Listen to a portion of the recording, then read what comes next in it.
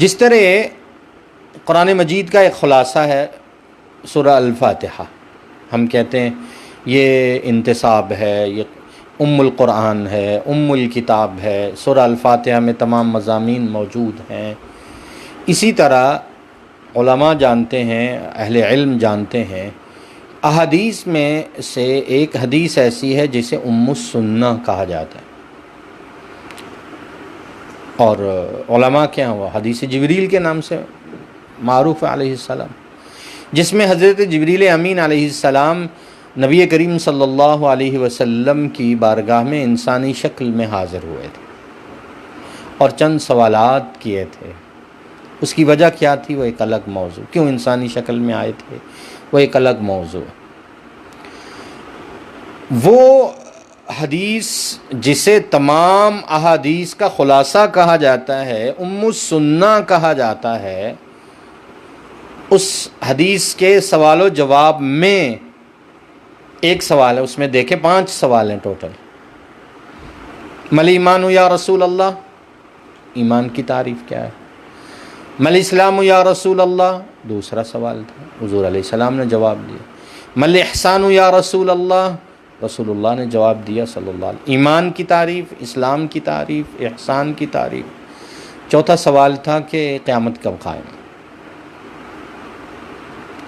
تو نبی کریم صلی اللہ علیہ وسلم نے ارشاد فرمایا کہ مل مسئول عنہا بعلم من السائل، قیامت کا علم اللہ کے سوا کسی کے پاس نہیں، اس میں سائل اور مسئول برابر ہے۔ الیہ یرد علم الساعہ ان اللہ عندہ علم الساعہ۔ 5واں سوال فوراً جبریل امین علیہ السلام نے کیا، فاخبرنی عن اماراتہا، اے اللہ کے رسول قیامت کی اگر وقت کا تعین نہیں ہے تو قیامت کی نشانیاں ہی بتلا دیجئے۔ تو نبی کریم صلی اللہ علیہ وسلم نے قیامت کی نشانیاں بتائیں، اور وہ ہے، یہ موضوع نہیں ہے، وہ ایک لمبی بات ہے۔ رسول اللہ صلی اللہ علیہ وسلم نے فرمایا جب تم ننگے بدن، ننگے قدم اور ریوڑ چرانے والے، بکریوں کے چرانے والوں کو دیکھو کہ وہ دنیا میں لمبی لمبی عمارتیں بنا رہے ہیں اور ان پہ فخر کر رہے ہیں عرب، تو سمجھ لینا قیامت قریب۔ اسی طرح فرمایا تلد الامۃ ربتہا، دنیا کے احوال و واقعات جس میں ماؤں کی نافرمانی ہو رہی ہو، گھر گھر کا مسئلہ ہو، تو قیامت قریب ہوگی۔